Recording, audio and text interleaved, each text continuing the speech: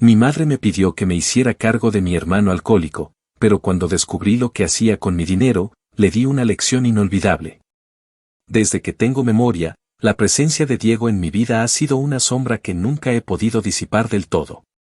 No es que lo odiara desde un principio ni que creciera con el deseo de verlo caer en desgracia, pero con el paso de los años, su actitud, su manera de ser y, sobre todo, la forma en que siempre se salía con la suya, comenzaron a dejar en mí un rastro de resentimiento que, aunque intenté enterrar, terminó por envenenar cualquier lazo fraternal que alguna vez pudimos haber compartido. Nuestra infancia transcurrió en un hogar donde las reglas parecían aplicarse únicamente para mí. Yo debía esforzarme, ser responsable, cumplir con mis deberes sin excusas ni quejas. Diego, en cambio, siempre tenía un margen de error más amplio, un colchón de justificaciones donde caía suavemente cada vez que hacía algo mal. Si olvidaba hacer la tarea, mi madre decía que los profesores eran demasiado estrictos. Si se metía en una pelea en la escuela, la culpa era de los otros niños que lo provocaban. Y si, con el tiempo, comenzó a faltar a clases y a juntarse con personas de dudosa reputación, la excusa era siempre la misma: solo estaba pasando por una fase y lo que necesitaba era apoyo, no castigos. Yo, por otro lado, no tenía margen de error.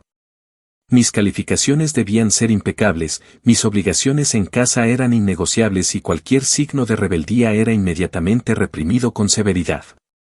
Tienes que dar el ejemplo, me repetía mi madre cada vez que intentaba quejarme de la disparidad con la que nos trataba. Pero dar el ejemplo solo servía para que mi hermano tuviera aún más privilegios a costa de mis esfuerzos. Con el tiempo, esta dinámica se convirtió en un patrón imposible de romper. Mientras yo trabajaba para pagarme la universidad, Diego se daba la gran vida, probando distintos proyectos que siempre terminaban en nada. Pidiéndole dinero a mi madre con la promesa de que esta vez sí lo usaría para algo productivo. Siempre decía que estaba a punto de conseguir un buen trabajo, que tenía contactos que le abrirían las puertas, que solo necesitaba un poco más de tiempo, un poco más de ayuda. Mi madre, crédula e incondicional, le creía sin dudar. Yo, en cambio, ya no me hacía ilusiones. No fue ninguna sorpresa cuando comenzó a beber. Al principio, lo hacía en reuniones con amigos, después en fiestas más constantes y eventualmente en cualquier ocasión que encontrara. Lo justificaba diciendo que solo estaba disfrutando la vida, que no era ningún problema, que todo el mundo lo hacía. Pero cuando los excesos comenzaron a costarle oportunidades y amistades, cuando empezó a perder dinero en apuestas y a endeudarse con personas peligrosas, mi madre siguió defendiéndolo con la misma ceguera con la que lo había hecho toda su vida. Solo necesita apoyo, decía una y otra vez. Si tan solo alguien lo guiara, si alguien le diera una oportunidad real. Fue así como terminé recibiendo la llamada que, sin saberlo en ese momento, marcaría el inicio del verdadero conflicto. Mi madre, con la voz temblorosa y llena de angustia, me dijo que Diego estaba en un mal momento y que yo, como su hermano mayor, tenía que ayudarlo. Le respondí con la frialdad con la que había aprendido a lidiar con este tipo de situaciones, diciéndole que ya era un adulto y que si no quería enderezar su vida, no era mi responsabilidad hacerlo por él. Pero mi madre sabía exactamente qué decir para desarmarme. Me habló del amor fraternal, del deber de la familia, de cómo yo, con mi estabilidad y mis logros, tenía la capacidad de brindarle a Diego la oportunidad que tanto necesitaba.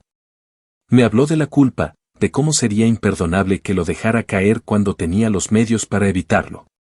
Y aunque sabía que probablemente era una trampa, aunque una parte de mí me gritaba que me mantuviera firme, terminé cediendo.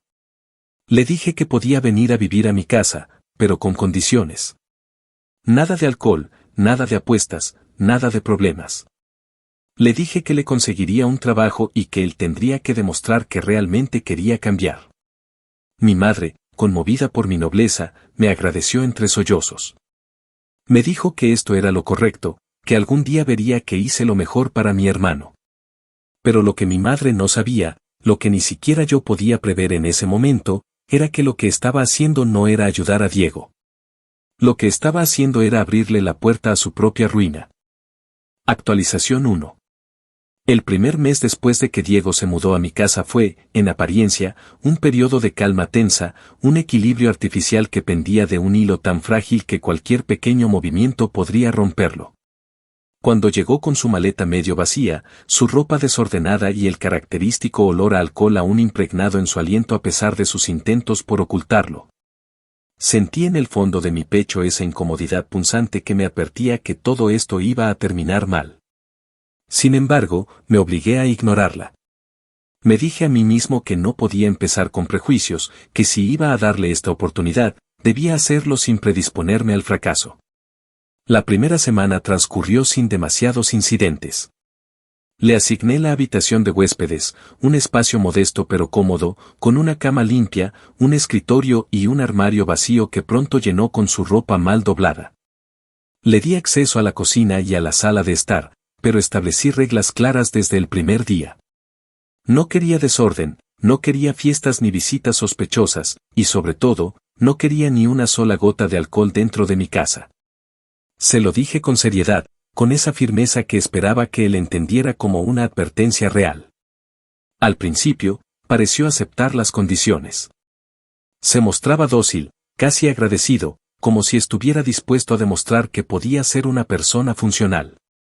Desayunábamos juntos algunas mañanas y, aunque no hablábamos mucho, había cierta normalidad en nuestras interacciones.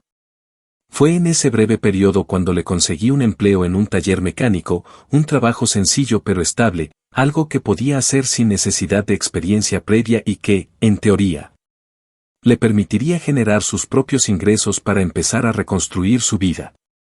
El primer día de trabajo llegó puntual, se puso el uniforme que le proporcionaron y salió sin quejarse. Esa noche regresó con manchas de grasa en las manos y la cara, visiblemente agotado, pero sin rastro de descontento. Me dijo que no había estado tan mal, que el jefe era un tipo rudo pero justo, que si se acostumbraba al ritmo, tal vez podría quedarse un tiempo. Fue la única vez que lo escuché hablar así de algo que implicara esfuerzo. Pero la calma nunca dura cuando se trata de personas como Diego. A partir de la segunda semana, comenzaron los pequeños descuidos, señales sutiles de que su compromiso con el cambio era más débil de lo que quería hacerme creer. Primero fueron los retrasos en el trabajo. Un par de días se levantó tarde y salió corriendo, sin tiempo para desayunar. Luego, empezó a quejarse de que el trabajo era demasiado pesado, que no estaba acostumbrado a ese tipo de esfuerzo físico, que sus compañeros lo trataban como si fuera inferior. Yo lo escuchaba en silencio, sin darle demasiadas respuestas, porque sabía que estaba buscando una excusa para abandonarlo. Entonces, noté algo que encendió mi desconfianza: pequeños montos de dinero comenzaban a desaparecer. Al principio, fue casi imperceptible. Un billete que faltaba de mi cartera, un par de monedas que ya no estaban en el frasco donde solía dejarlas. Pensé que podía haber sido un descuido mío, pero cuando un día revisé mi cuenta bancaria y vi una transferencia que yo no había autorizado, supe que mis sospechas no eran paranoia. No lo confronté de inmediato. En lugar de eso, decidí asegurarme de que no fuera solo una coincidencia. Observé sus movimientos, presté atención a los momentos en los que se quedaba solo en casa, revisé mis estados de cuenta con más frecuencia. Fue así como me di cuenta de que el dinero desaparecía en los días en que él tenía descanso o llegaba temprano del trabajo. Algo no cuadraba. Entonces instalé una cámara en mi oficina. No quería llegar a ese extremo, pero no estaba dispuesto a permitir que se aprovechara de mí sin pruebas. Coloqué la cámara de manera discreta, asegurándome de que captara el escritorio donde guardaba mi computadora y algunos documentos importantes, incluyendo una pequeña caja fuerte donde solía guardar dinero en efectivo. No tuve que esperar mucho. Una tarde, mientras fingía estar en una reunión fuera de casa, recibí la notificación en mi teléfono. Me temblaron las manos mientras abría la transmisión en vivo de la cámara, pero cuando vi lo que aparecía en la pantalla, sentí que la sangre se me iba a la cabeza de la furia.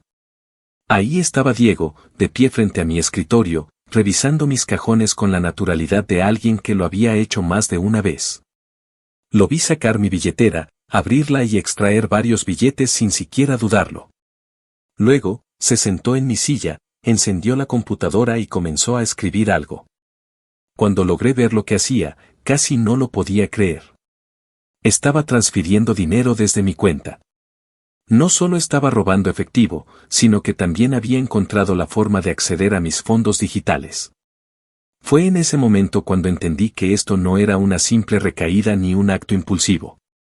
Diego no estaba robando porque no tuviera otra opción o porque estuviera desesperado. Lo estaba haciendo porque era fácil, porque creía que podía salirse con la suya, porque en su mente, yo no merecía ese dinero tanto como él. Cerré la transmisión de golpe y respiré hondo, tratando de calmar la ira que me nublaba los pensamientos. No podía reaccionar en ese instante, no sin planearlo bien. Si lo confrontaba en ese momento, lo más probable era que negara todo, que tratara de justificarse con alguna historia absurda o que, peor aún, se hiciera la víctima. No. Esta vez no le iba a dar esa oportunidad. Esperé a que regresara a casa esa noche. Lo observé desde la cocina mientras él actuaba con total normalidad, como si no acabara de robarme. Me habló sobre un partido de fútbol, sobre lo cansado que estaba en el trabajo, sobre lo mucho que le gustaba vivir en un lugar donde no tuviera que preocuparse por las cuentas. Lo escuché en silencio, sosteniendo el vaso de agua entre mis manos con tanta fuerza que estuve a punto de romperlo.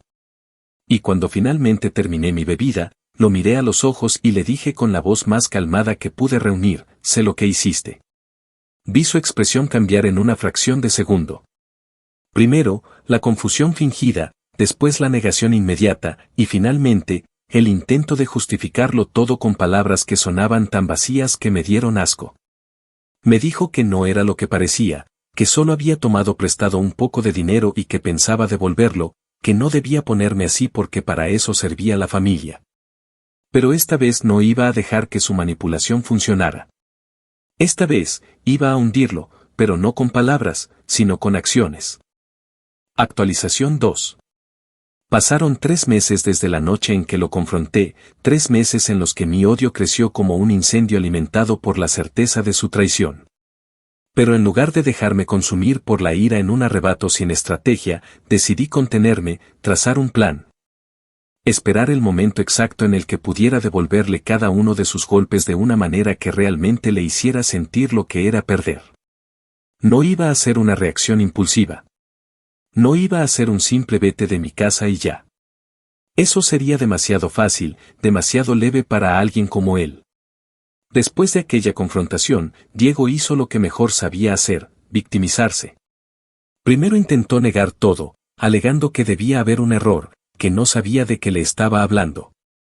Cuando le mostré las pruebas, su expresión se transformó en algo más retorcido, como si estuviera calculando cuál sería la mejor estrategia para salir del problema.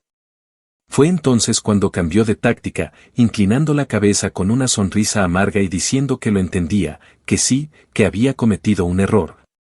Pero que yo no podía juzgarlo porque no sabía lo que era estar en su situación. Según él, no era un ladrón, solo estaba desesperado. Me dijo que el trabajo en el taller apenas le alcanzaba para cubrir sus gastos, que se sentía atrapado en una vida miserable y que, si había tomado dinero, era porque confiaba en que yo, como su hermano, no lo dejaría morir de hambre. Esa frase me dejó helado. No por la mentira en sí, sino por la manera en la que la dijo, con esa falsa indignación de alguien que genuinamente creía que tenía derecho a mis cosas, como si mi esfuerzo y mi disciplina no valieran nada. Como si mi estabilidad existiera solo para ser compartida con él. Ahí entendí que no se trataba solo de alcoholismo, ni de problemas emocionales, ni de una mala racha. Se trataba de un patrón, de una forma de vida basada en la manipulación y el abuso. Esa misma noche, fingí ceder. Le dije que entendía su situación, que todos cometíamos errores y que lo importante era aprender de ellos. Lo vi respirar aliviado, como si hubiera logrado salirse con la suya una vez más. Le dije que le daría una última oportunidad, pero que si volvía a traicionarme, no habría más segundas chances. Lo que Diego no sabía era que yo ya no le daba el beneficio de la duda. Mi decisión estaba tomada. Desde ese momento, me aseguré de que no pudiera volver a robarme dinero de la misma manera. Bloqueé sus accesos a mi computadora, cambié todas mis contraseñas, aseguré mis cuentas con doble autenticación y retiré cualquier cantidad de efectivo de fácil acceso en la casa. Sabía que, tarde o temprano, volvería a intentarlo, así que quería que cuando lo hiciera, se encontrara con un muro infranqueable. Quería que sintiera la desesperación de no poder salirse con la suya, la frustración de ver su fuente de dinero cortada en seco. Y así fue. Pasó poco tiempo antes de que las señales de su desesperación comenzaran a mostrarse. Se volvió más irritable, más impaciente. Se quejaba constantemente de que el trabajo en el taller era demasiado duro, de que su jefe lo trataba como basura, de que la vida no era justa con él. Empezó a llegar tarde y a faltar sin avisar, y aunque al principio trataba de ocultarlo, no tardé en recibir una llamada de su jefe informándome de su comportamiento errático. No me sorprendió. Sabía que esto iba a pasar. Sabía que, sin la posibilidad de robarme, empezaría a buscar otras maneras de conseguir dinero sin esfuerzo. Lo que no esperaba era descubrir la magnitud de su adicción. Fue por casualidad que lo descubrí. Una noche, cuando regresó a casa después de desaparecer todo el día, noté algo extraño en su actitud. Estaba más nervioso de lo habitual, con movimientos inquietos y la mirada esquiva. Apenas se sentó en el sofá, sacó su teléfono y comenzó a escribir frenéticamente, ignorándome por completo. Fingí no darle importancia y me dirigí a la cocina, pero me aseguré de posicionarme en un ángulo donde pudiera ver la pantalla reflejada en el espejo de la sala. Lo que vi confirmó mis sospechas. No estaba enviando mensajes a amigos ni navegando en redes sociales. Estaba en una aplicación de apuestas en línea, apostando sumas de dinero que no tenía, aumentando la cantidad con cada apuesta perdida, como si en algún punto la suerte fuera a cambiar mágicamente a su favor. Entonces lo entendí todo. Diego no solo estaba gastando en alcohol. No solo estaba robando por capricho. Tenía una adicción al juego, una adicción que lo consumía y lo impulsaba a tomar decisiones cada vez más desesperadas. Me tomó varios días decidir qué hacer con esta información. Podría haberlo enfrentado de inmediato, pero sabía que no serviría de nada. Si lo hacía, él solo intentaría justificarlo, minimizarlo, convencerme de que no era un problema real. Así que hice algo mejor, me aseguré de que su propia adicción fuera la trampa en la que finalmente caería. Me puse en contacto con un viejo amigo que trabajaba en el mundo de los negocios de autos. Le expliqué mi situación y le pedí que me ayudara a tenderle una trampa. Diego, en su desesperación, ya había demostrado que no tenía escrúpulos cuando se trataba de conseguir dinero, así que solo era cuestión de tiempo antes de que tomara la oportunidad equivocada. Y así fue. Semanas después, mi amigo le ofreció un trabajo fácil. Un negocio de autos de segunda mano en el que, si jugaba bien sus cartas, podía ganar una buena comisión. El trabajo consistía en mover vehículos de un punto a otro, sin hacer preguntas. Todo lo que tenía que hacer era seguir instrucciones y no meterse en problemas. Para mi absoluta falta de sorpresa, Diego no solo aceptó, sino que, en menos de una semana, intentó robar uno de los autos y venderlo por su cuenta. Pero lo que no sabía era que el auto tenía un rastreador. Esa misma noche, la policía lo detuvo.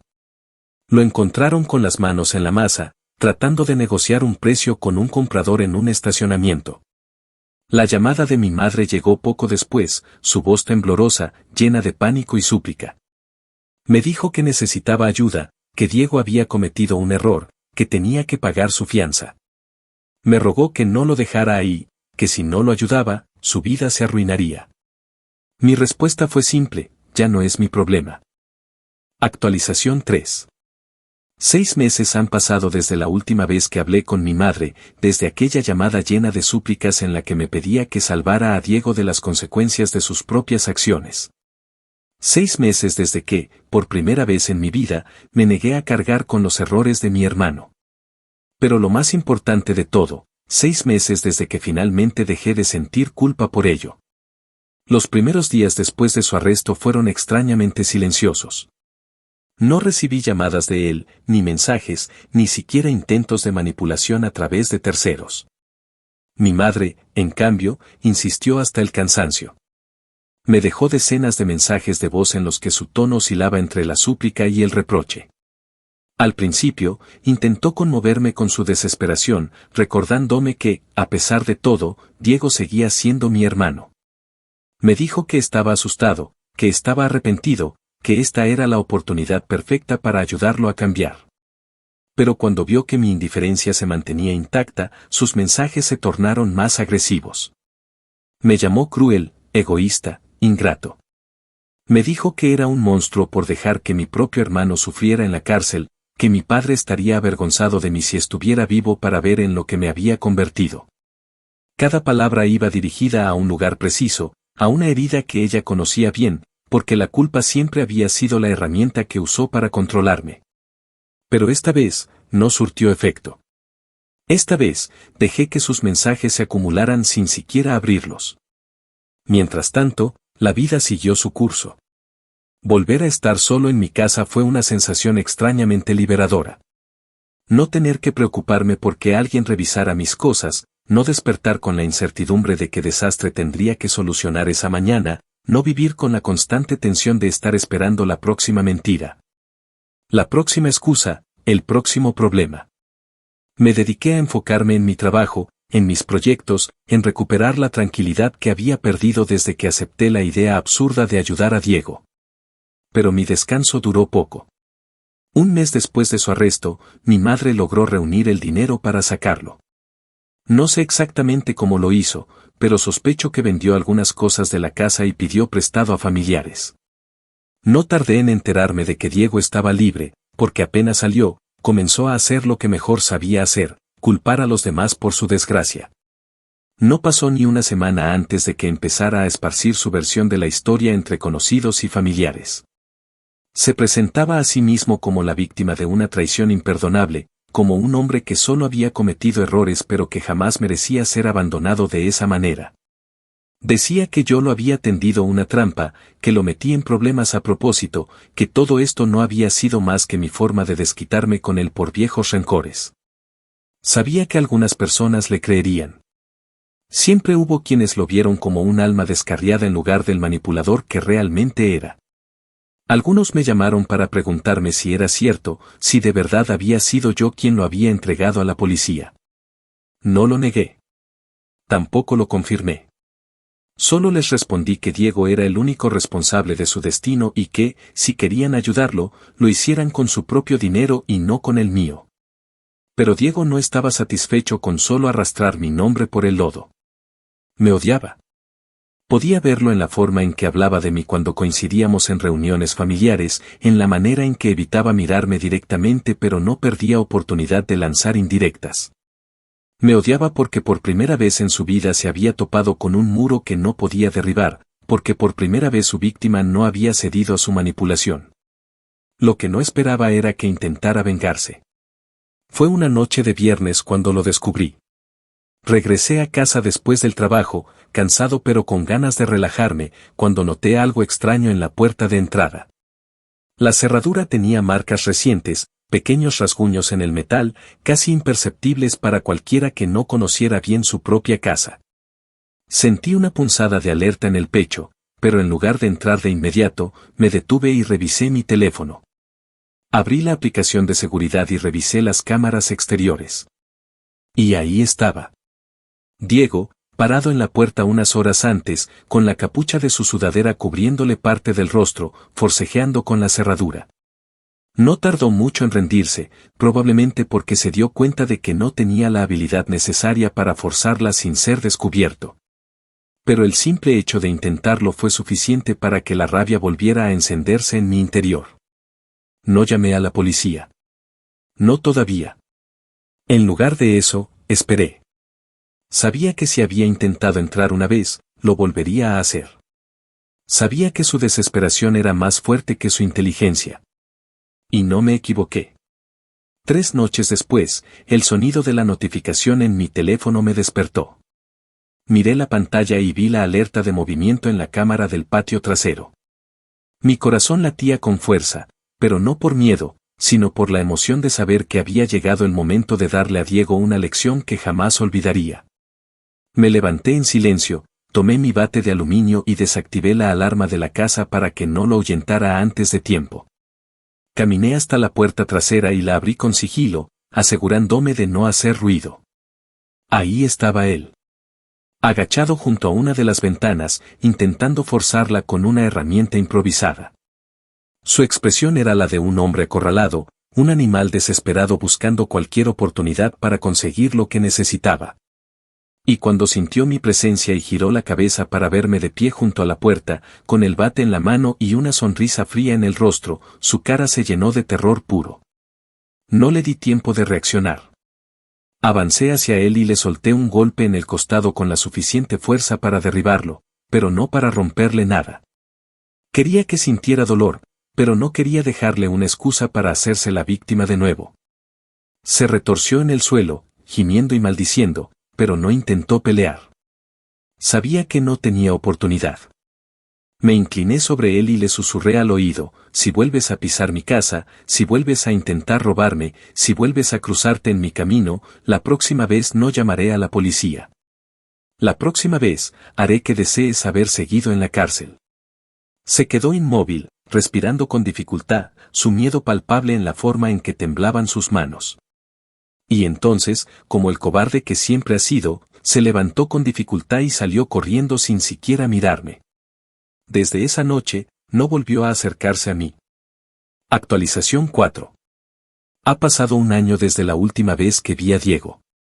Un año desde aquella noche en la que lo encontré intentando forzar la entrada de mi casa, desde que le di una advertencia que, por primera vez en su vida, pareció entender.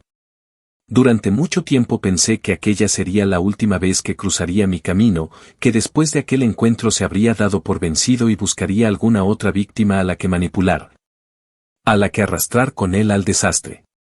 Y durante varios meses, así pareció ser. Las noticias sobre él llegaban a mí en susurros intermitentes, comentarios lanzados en reuniones familiares, rumores que no tardaban en desvanecerse pero que, en conjunto, pintaban un cuadro claro de lo que estaba ocurriendo con su vida. Sin dinero, sin trabajo y con un historial de arresto que lo hacía prácticamente intocable para cualquier empleador decente, Diego se había reducido a sobrevivir de la única manera que conocía: aprovechándose de la bondad de los demás. Se había instalado en la casa de un viejo amigo, alguien que aún no había aprendido la lección sobre lo que significaba confiar en él. Según lo que escuché, al principio fue la misma historia de siempre: promesas de cambio, discursos sobre segundas oportunidades, palabras que sonaban sinceras hasta que el abuso se hacía evidente. No tardó en empezar a robarles, en desaparecer por días enteros solo para regresar con nuevas excusas y más mentiras. No me sorprendió cuando escuché que lo habían echado. Después de eso, su vida entró en una espiral de caos aún más profunda. Sin un techo bajo el cual refugiarse, sin nadie que estuviera dispuesto a darle más oportunidades, comenzó a frecuentar refugios para indigentes y a vivir en condiciones que, incluso para alguien como él, debieron haber sido humillantes. Escuché que dormía en casas abandonadas, que pedía dinero en la calle, que seguía apostando lo poco que conseguía con la esperanza de un golpe de suerte que nunca llegaba. Pero lo que más me llamó la atención fue escuchar que mi madre, incluso después de todo, seguía ayudándolo. No importaba cuántas veces la hubiera decepcionado, cuántas veces la hubiera engañado, cuántas veces la hubiera usado, ella seguía siendo su refugio incondicional. Me enteré de que, en más de una ocasión, lo dejaba quedarse en su casa, lo alimentaba, le daba dinero con la esperanza de que esta vez sí lograra cambiar. Y cada vez, la historia se repetía. Se aprovechaba de su bondad, tomaba lo que necesitaba y desaparecía. Mi madre nunca me llamó para hablarme de esto. Supongo que sabía cuál sería mi respuesta. Pero yo sabía que en el fondo esperaba que, tarde o temprano, yo fuera el que diera el paso para reunificar a la familia. Ese momento llegó cuando recibí una llamada inesperada. Era de mi madre. Su voz sonaba diferente a cualquier otra ocasión en la que había hablado conmigo sobre Diego. No había reproches, no había súplicas disfrazadas de exigencias. Esta vez, solo había algo que, en ella, era poco común: desesperación real. Me dijo que Diego estaba en el hospital. Al principio, pensé que era otra mentira. que tal vez estaba exagerando, que intentaba usar la tragedia como una forma de manipularme, como lo había hecho tantas veces antes. Pero cuando escuché los detalles, supe que esta vez era diferente. Me explicó que Diego había sido atacado en un bar. Que, según lo que le dijeron los testigos, se había metido en una pelea con las personas equivocadas, probablemente algún prestamista o alguien a quien debía dinero. Que lo habían golpeado hasta dejarlo inconsciente y que, cuando la ambulancia llegó por él, lo encontraron en un charco de su propia sangre, con varias costillas rotas y un ojo completamente cerrado por la hinchazón.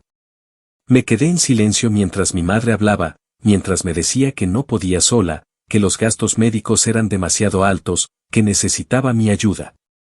Me pidió que lo hiciera por ella, no por Diego.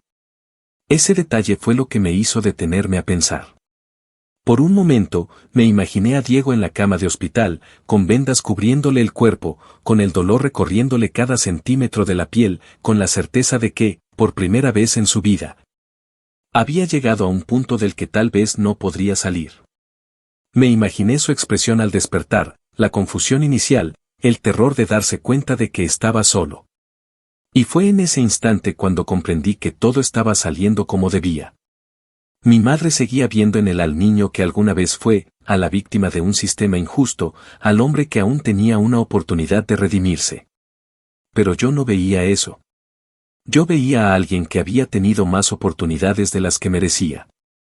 Alguien que había decidido destruirse una y otra vez, porque nunca había conocido el verdadero peso de la consecuencia. Y ahora lo estaba conociendo. Así que respiré hondo y con la voz más tranquila que pude reunir, le dije a mi madre, no. Se hizo un silencio en la línea. Después de un momento, ella exhaló con incredulidad y preguntó si realmente era capaz de dejar que su hijo sufriera de esa manera, si de verdad podía darle la espalda en el momento en que más me necesitaba. Y sin titubear, respondí, sí. Entonces, como un animal herido, mi madre reaccionó con ira. Me llamó cruel, me dijo que no tenía corazón, que lo que estaba haciendo era imperdonable. Me recordó todas las veces que ella había estado ahí para mí cuando la necesité, me dijo que estaba maldecido, que algún día, cuando fuera yo el que estuviera en una cama de hospital, nadie vendría por mí. Pero sus palabras no significaban nada. Cuando terminó su discurso, cuando se quedó sin aliento de tanto gritar, simplemente le respondí que esperaba que esta fuera la última vez que intentara contactarme por él. Y después, sin darle la oportunidad de seguir con sus insultos, colgué. Bloqueé su número. Bloqueé el de Diego. Y por primera vez en mi vida, sentí que finalmente estaba libre. Lo que mi madre nunca entendió es que a veces, la mayor venganza no es hacerle daño a alguien. No es golpearlo, no es humillarlo, no es destruirlo de forma directa. A veces, la mayor venganza es dejarlos solos con las consecuencias de sus propias decisiones.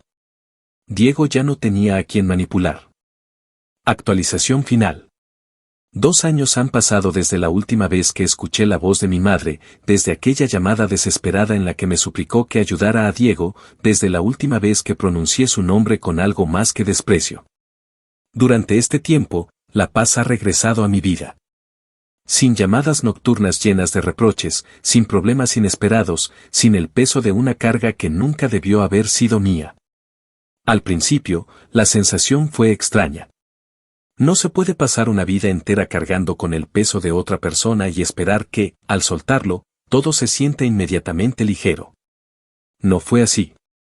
Había una parte de mí que, por costumbre, esperaba que en cualquier momento todo volviera a empezar, que Diego encontrara la manera de regresar, que mi madre insistiera una vez más en su discurso de culpa. Pero los meses pasaron, luego 1 año, luego 2, y nadie volvió a llamarme.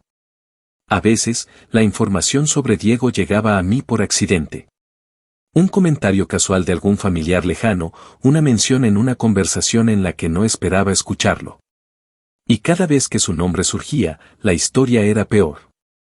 Después de salir del hospital, su estado solo se deterioró. Su adicción al alcohol y a las apuestas nunca desapareció, y sin dinero, sin un hogar estable, sin nadie a quien manipular, se convirtió en un hombre completamente arruinado. Vagaba por distintos lugares, quedándose en casas de conocidos hasta que lo echaban, acumulando deudas que nunca pagaba, escapando de problemas en los que él mismo se metía. Pero lo que más me sorprendió fue lo que ocurrió con mi madre. Siempre pensé que ella jamás lo abandonaría, que su devoción ciega hacia él la acompañaría hasta su último aliento. Pero incluso las personas más tercas tienen un límite. No sé qué fue lo que finalmente la quebró, qué fue lo que la hizo abrir los ojos después de toda una vida de negación. Tal vez fueron los robos, tal vez las mentiras, tal vez la humillación de verlo convertirse en un desastre viviente. Lo único que sé es que, en algún punto del camino, mi madre se rindió. Se mudó a otra ciudad, cortó lazos con él y dejó de intentar salvarlo. No sé si lo hizo porque finalmente entendió quién era en realidad, o si simplemente ya no tenía más energía para seguir sosteniéndolo. Pero la ironía de todo esto es que, al final, Diego se quedó solo, exactamente como había prometido que sucedería. Pero el verdadero cierre de esta historia llegó hace unas semanas, cuando recibí la última pieza de información que supe sobre él. Un primo, uno de los pocos familiares con los que aún mantenía contacto, me envió un mensaje. Me preguntó si estaba enterado de lo que había pasado con Diego.